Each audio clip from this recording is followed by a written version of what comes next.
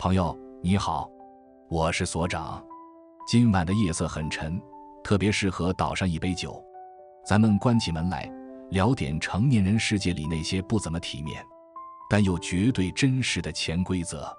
今天我想聊的话题可能会刺痛一部分人，但我相信对于另一部分人来说，它会是一剂猛药，能治好你多年的社交内耗。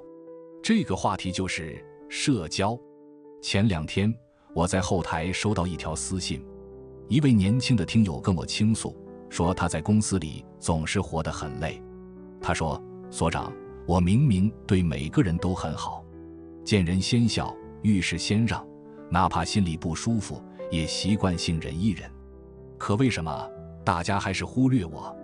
甚至有些新人来了都能骑到我头上，隔着屏幕我都能感受到他的委屈。我想这也是很多人的困惑吧。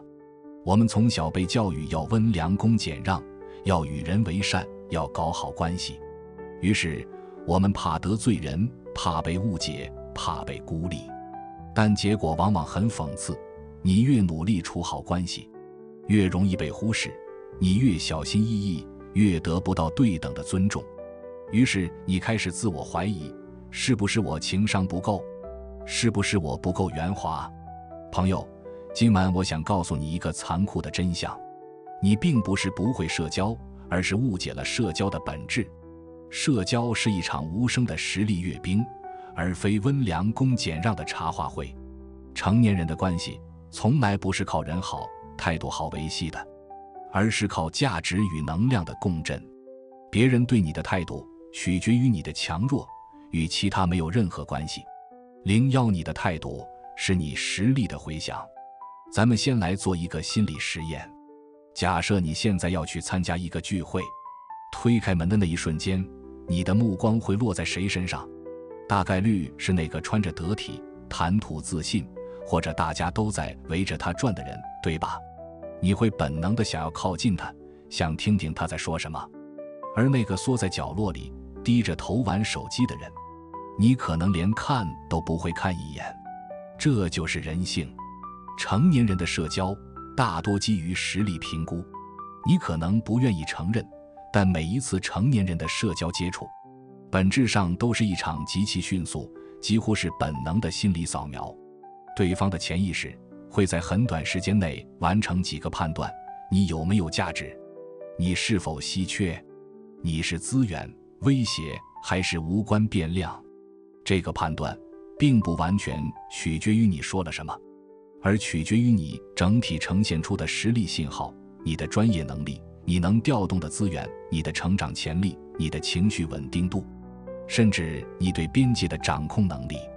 态度只是这个扫描结果的外在显示。你之所以感觉有些人对你爱答不理，有些人却忽然热络，并不是他们情绪善变，而是你在他们的评估体系中所处的权重不同。这里我想讲讲刘慈欣的故事。大家都知道大刘现在是科幻界的泰斗，但在《三体》获得雨果奖之前，情况可不是这样的。那时候大刘在国内科幻圈虽然有名，但在更大的主流文化圈眼里，写科幻的不过是写闲书的，属于类型文学，难登大雅之堂。主流文化圈对他的态度大多是礼貌、尊重，但保持距离。那种感觉就像是，哦，你是写科幻的啊，挺好，挺好。然后就没有然后了。直到《三体》斩获国际最高级别的科幻文学奖项，其作品中所蕴含的哲学深度、文明视角与宏大叙事，被全球范围内反复讨论。这之后发生了什么？一夜之间，风向变了。科技界的大佬、学术界的教授、商业领袖、国际媒体开始主动引用他的观点。他的作品被纳入关于文明、科技、未来的严肃讨论，甚至很多从不看科幻的人也开始言必称黑暗森林降维打击。请问刘慈欣本人变了吗？他变得更会社交了吗？变得更圆滑了吗？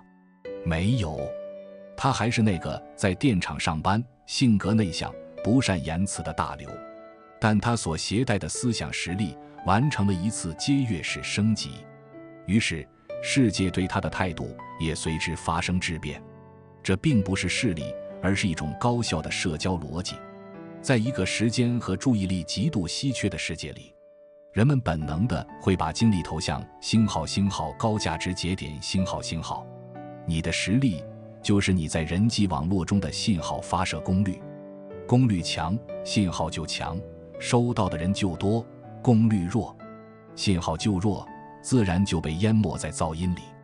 我有个做投资的朋友跟我说过一句话，特别扎心。他说，在我们的圈子里，大家交换名片，不是为了认识你，而是为了确认你的估值。如果你没有估值，那张名片转头就会被扔进垃圾桶。听起来很残酷是吧？但这就是成年人世界的潜规则。所以与其反复追问他为什么不喜欢我，不如换一个问题，我的哪个维度还不足以进入他的评估优先区？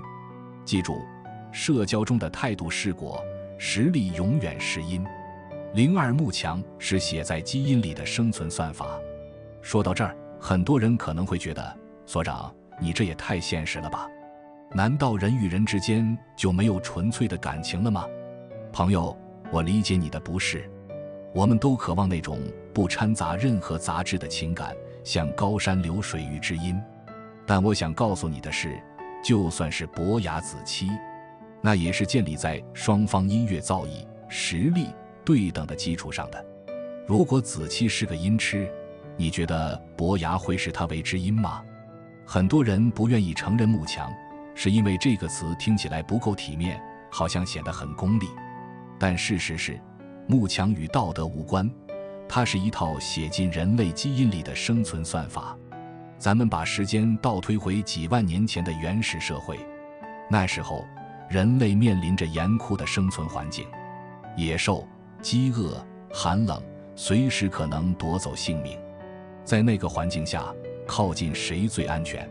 当然是靠近那个最强壮、最会打猎、最能识别方向的人。靠近强者意味着更安全的环境，更稳定的食物来源。这种本能经过千万年的进化，已经刻在了我们的骨子里。到了现代社会，虽然没有野兽了，但生存的压力依然存在。靠近强者意味着更多的信息、更高质量的机会、更低的试错成本。举个最简单的例子，你在公司遇到一个难题，你是愿意去请教那个平时吊儿郎当、业绩垫底的同事，还是愿意去请教那个业务能力强、总能解决问题的部门主管？答案显而易见。尊重强者，忽视弱者，并不是人变坏了，而是人类为了提高生存概率进化出的默认反应。而且我想纠正一个误区，强的定义并不单一，它不一定非得是有权有势、腰缠万贯。朴树的经历就是一个很好的例子。在很长一段时间里，朴树几乎是娱乐圈的异类。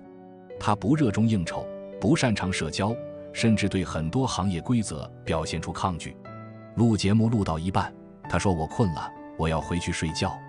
那段时间他逐渐淡出公众视野，也被不少人解读为不合群、过气、耍大牌。但当他带着《平凡之路》等高质量作品重新出现时，舆论与行业给他的并不是指责，而是尊重与包容。为什么？因为他的弱不社交、不迎合，被重新诠释为一种更高层级的强、不可替代的才华和对艺术近乎偏执的纯粹性。大家会觉得天才嘛，都有点脾气，正常的。你看，人性依然慕强，只是这个强可以是专业深度，可以是精神力量，也可以是长期主义的积累。理解这一点，你就不会再轻易被他人的冷淡刺痛。那并不是对你人格的否定，而是对你当前实力坐标的客观反馈。与其愤懑于世态炎凉，不如把精力投入到一件更重要的事上，持续运行你的变强程序。03当你变强，世界会自动和颜悦色。经常有人问我，所长，我现在处境很糟糕，周围全是烂人烂事，我该怎么办？我会告诉他一句话：当你的实力足够强，整个世界都会对你和颜悦色。很多人会把这句话当作鸡汤，但事实上，这更像是一条冷冰冰的社会物理定律。当你的实力发生阶跃式变化，你在他人评估系统中的位置就会被重新计算。过去那些你无法理解的阻力、忽视、误解，往往会神奇地消失，取而代之的是善意、便利与合作。不是世界突然变好了，而是你换了一条运行轨道。黄渤的故事被反复提起，却依然精准。早年跑剧组的时候，他遭遇过无数冷眼，因为长相不佳、没名气，被副导演当面羞辱，被场务呼来喝去，甚至演完戏连个盒饭都领不到。被敷衍、被轻视、被无视是常态。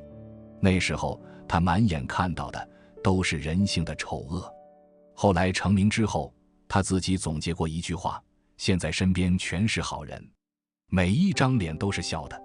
剧组里大家都喊黄老师辛苦了，活动上大家都主动给他让座，就连以前对他爱答不理的人也突然变得热情亲切起来。这并不是人们突然变善良了，而是他的专业实力与行业地位构筑了一个强大的引力场，改变了周围人的行为模式。那些笑脸本质上是对实力的致敬，强者所享受到的礼貌、尊重、好说话，并不是人格奖励，而是系统对高价值节点的自动适配。我记得前2年有个很火的视频，一个快递小哥因为送餐迟到了几分钟，被顾客骂得狗血淋头，甚至还被逼着下跪。那一幕看得人心疼。但是如果那个送餐的是马云呢？如果那个送餐的是刘德华呢？那个顾客还敢骂吗？大概率是受宠若惊，还要合影留念吧。同样是迟到，为什么待遇天差地别？因为身份不同，背后的实力不同。这也解释了为什么尊严从来不是靠解释换来的，良好的处境也不是靠讨好维持的，他们都是实力的自然衍生品。如果你觉得这个世界对你不够友善，不妨诚实一点问自己，是不是我现在的能量还不足以让环境自动调整？04实力带来的最大红利是自由。当你真正理解这一套逻辑，你反而会获得一种巨大的解放。你会发现，你根本不需要和所有人都处好关系，你也不需要对每一种态度都做出回应。这是一种极大的自由，因为大多数人对你的人生并不构成有效变量，他们的喜欢、厌恶、评价更多反映的是你们所处的能量层级差异，而不是你这个人的好坏。当你把注意力从别人怎么看我转移到我是否在持续变强，你会明显感觉到内耗在下降，边界在变清晰。以前别人给你发个微信没回，你会纠结半天，是不是我说错话了？现在你会想，没回就没回吧，我还有正事要忙。以前同事聚餐没叫你，你会失落，是不是我被孤立了？现在你会想，太好了，正好省下时间看书、健身、陪家人。你不再急于解释，不再过度迎合，不再为无关紧要的关系消耗心力。你开始允许关系自然分层、自然流动，合得来就处，合不来就散。同频的人自然会吸引，不同频的人自然会远离。而这恰恰是成年后最重要的一种能力。你不需要搭理大多数人，这是实力带来的自由。写在最后，朋友，夜深了。最后，我想送给你一段话：关系的真相或许残酷，却也极度自由。它把你从讨好所有人的疲惫中解放出来，把人生的遥控器重新交回你手里。你唯一需要做的，不是打点八方，而是锻造自我。先成为一座山，沉稳而富有力量，自然会有清风萦绕，百鸟来栖。你若只是草芥，再多的威风也只会让你摇摆不定。从今天开始，停止在无关紧要的关系里内耗，停止反复解读那些随风而变的态度，把所有精力投入到那件能让你内核坚硬、价值飙升的事情上去。当你足够强大，世界会自动学会如何对待你。我是所长，咱们下个深夜见。